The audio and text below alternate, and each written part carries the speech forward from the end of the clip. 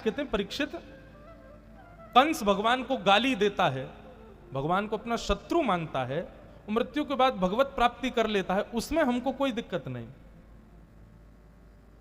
रावण, शूर्पणखा, पूतना, ये सब भगवान को मारना चाहते हैं, भगवान से शत्रुता वाला संबंध बनाते हैं, ठाकुर जी को अपना अनन्य शत्रु मान करके, उनसे शत्रु बैर मान करके ये लोग भगवत प्राप्ति कर लेते हैं, उसमें हमारे हृदय में प्रश्न नहीं आता। लेकिन गोपियां प्रेम करने लग गई ठाकुर जी से, तो हमारे हृदय में संशय आ गया, ये तो कामजन्य है, ये तो प्रेमजन्य है, ये कैसे हो सकता है। मैंने तुमको पूतनावध की कथा सुनाई, वहां तो तुमने मुझसे नहीं पूछा कि भगवान से बैर क्यों करती है। आगे भी कंस मर्दन सुनाऊंगा, वहां भी तुमने मुझसे नहीं पूछोगे कि ये कंस बैर क्यों करता है। गोपियों के लिए तुमने क्यों कहा कि वो प्रेम क्यों करती है।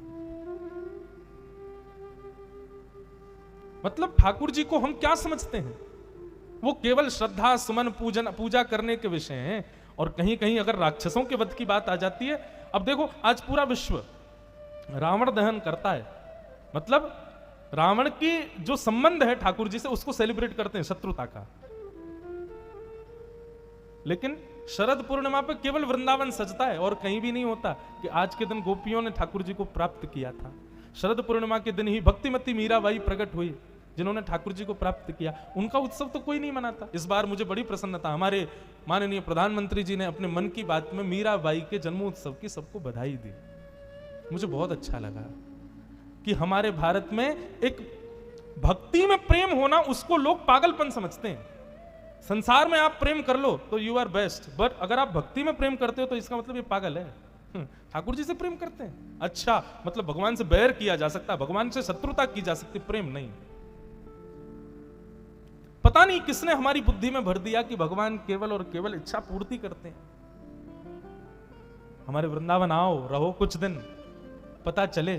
कोई नहीं कहता हम भगवान के दर्शन करने जा रहे हैं, हम बिहारी जी के दर्शन करने जा रहे हैं। सब कहेंगे हम लाला को दर्शन करवे जा रहे हैं। बरसाने में कहेंगे अरे हम लाडली जी को दर्शन करवे जा रहे हैं। संबंध है। सुखदेव जी कहते हैं परीक्षित, ये भगवान से प्रेम करती हैं, इस बात को भी मैं नहीं कहूंगा, पर इस बात को पत्थर की लकीर करके कह सकता हूं कि मुतादोक्षज प्रिया, अदोक्षज नारायण श्री कृष्ण भगवान इनसे प्रेम करते हैं।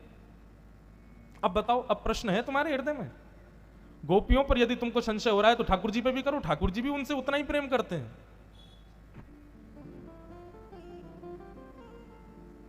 नरसिंह मेहता, आज भी मुझे कोई गुजरात के शायद आते होंगे यहाँ पे, मुझे रोज कहते हैं महाराज जी नरसिंह मेहता को कुछ सुनाओ।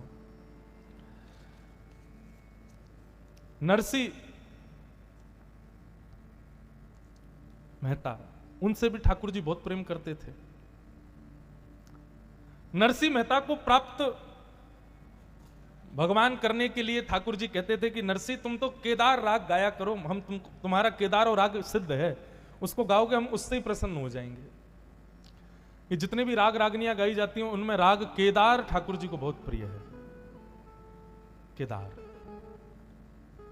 तो नरसिंह मेहता केदार राग गाते थे, मंदिर में जाके केदार राग गाते। तो जैसे ही वो केदार राग गाते, उसकी विशेषता यह थी कि केदार राग गाते ही ठाकुर जी के गले की माला अपने आप टूट के नीचे गिर जाती थी।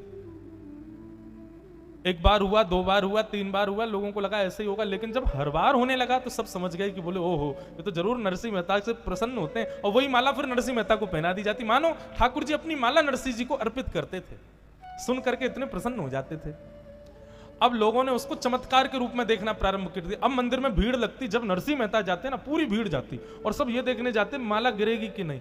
तो नरसिंह मेहता और राग गाते, तब तक तो नहीं गिरती, जैसे ही राग केदार गाते सो ही उनकी माला टूट के गिर जाती और सब ताली बजाते, जय हो जय हो जय हो। नरसिंह मेहता को थोड़ा सम्मान मिलता, लेकिन उनको वो अच्छा नहीं लगता कि इतना सम्मान मत करो। पर किसी आचार्य ने नरसिंह मेहता को बताया तुम चिंतित मत हुआ करो, कम से कम तुम्हारे भाव की वजह से सही लोग मंदिर तो आते हैं, ठाकुर जी के प्रति विश्वास तो कर रहे हैं, इसलिए तुम गाया करो, खूब केदार गाओ।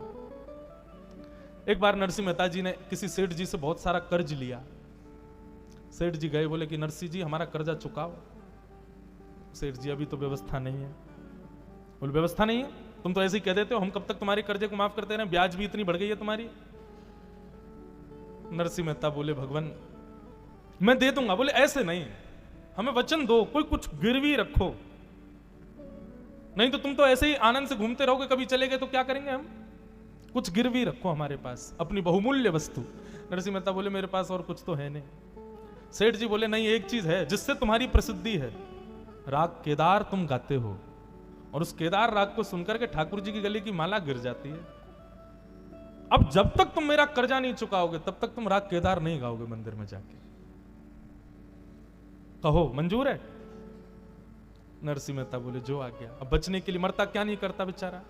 नरसिंह मेहता जी ने एक जगह लिख दिया कि आज के बाद जब तक मैं इनका कर्जा नहीं चुका दूंगा मैं राग केदार नहीं गाऊंगा। नीचे सिग्नेचर कर दिया नरसिंह, गिरवी रख दिया अपना राग। अब उसी दिन गांव के कुछ लोगों ने सुबह से ही मंत्रणा बनाई थी, बोले ये नरसिंह मेहता अपने घर से ही माला बना के लाता है पतले धागे की, और ठाकुर जी को पहना देता है। बहुत देर तक तो इधर उधर के राग गाता रहता है, जैसे इसको लगती है कि माला अब टूट जाएगी, भारी माला है, मोटे फूल हैं, सोई ये केदार गा देता है और उसी समय माला टूट जाती है और सब लोग ताली बजा देते हैं। ऐसा ही होता है। आज ठाकुर जी की गले की माला हम बना के लाएंगे, मोटे मोटे धागों की, एक नहीं 6-6, 7-7, 10-10 धागे एक साथ पिरो के बट बट के उसमें माला बना के लाएंगे। नरसिंह मेहता जी को पता नहीं था ऐसा कुछ हो रहा है। आज 4-5 लोगों ने अपने घर से माला बना के लाए, वो ठाकुर जी को पहले ही पधरवा दी, पहनवा दी, और चारों बैठ गए, बोले आज गिरा के दिखाए माला तो हम माने। और आज ही नरसिंह मेहता गिरवी रख के आए अपना राग केदार जिस पे माला गिरती थी। नरसिंह मेहता आए तो उनको किसी ने पहले ही बता दिया, बोले नरसिंह जी आज तो आपको केदार गाना ही पड़ेगा। नरसिंह जी बोले आज तो मैं गा ही नहीं सकता, और आज नहीं अब तो जाने कितने दिन तक गवेगा ही नहीं राग केदार। क्यों? बोले मैं तो गिरवी रखे आया हूं सेठ जी के यहां।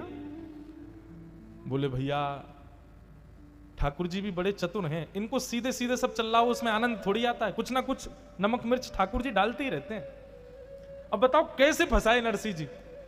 आज ही माला वो लोग बना के लाए और आज ही केदार राग गिरवी रखवा दिया।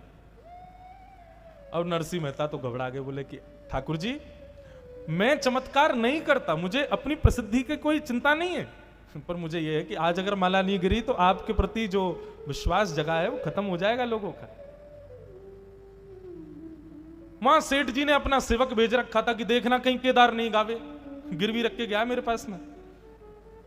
नरसिंह जी जैसे बैठे गाने के लिए, भैरवी गाया, भैरव गाया, भीम पलासी गाया, और भी जितने राग होते हैं सब गाए। वो 4 आदमी जो बैठे थे वो कहें केदारा गाओ केदारा, और नरसिंह जी बोले केदारा कैसे गाऊं, वो तो गिरवी है। और जैसी केदारा के लिए भाव बना में, इतने में ही देखे सेठ जी का वो आदमी भी खड़ा, बोले तुम गाना नहीं बेटा गिरवी रखा तुमने। नरसिंह जी बड़ी चिंता में क्या करे, ठाकुर जी की ओर देखा, भगवान कृपा करो मेरी लाज चली जाए लेकिन आपकी भक्ति की लाज नहीं जानी चाहिए।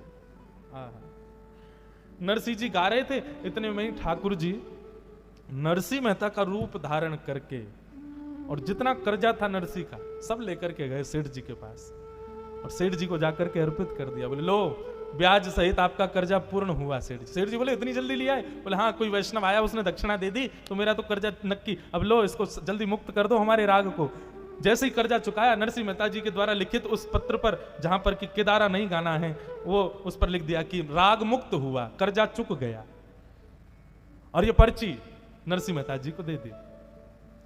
नरसिंह मेहता जी ने फिर रूप बदल करके कैसे ना कैसे वो सेठ जी का आदमी जो खड़ा था उसको जाकर के वो पर्ची पहुंचवा दी।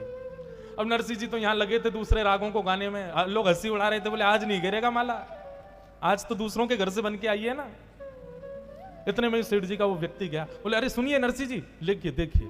सेठ जी ने पत्र भेजा, आपका राग केदार मुक्त हुआ, सारा कर्जा क्षमा। जैसे ही देखा बोले खोजबीन बाद में करूंगा, कैसे मुक्त हुआ पहले गा दूं। लेकर के महाराज जैसे ही राग केदार गाना प्रारंभ किया नरसिंह मेहता जी ने, आहा जैसे ही राग गाया, मोर मुकुट माथे तिलक विराज, कुंडल अलकावारी को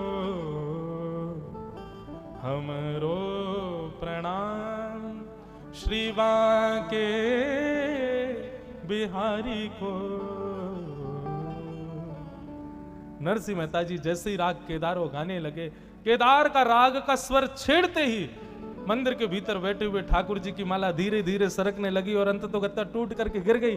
जैसे ही माला गिरी सब ने करताल बजाई, नरसिंह मेहता की जय जयकार करने लगे, सब वंदन करने लगे, प्रणाम करने लगे, जय हो नरसिंह। और जो 4 लोग जो परीक्षण करने के लिए आए थे उनके नेत्र सजल हो गए।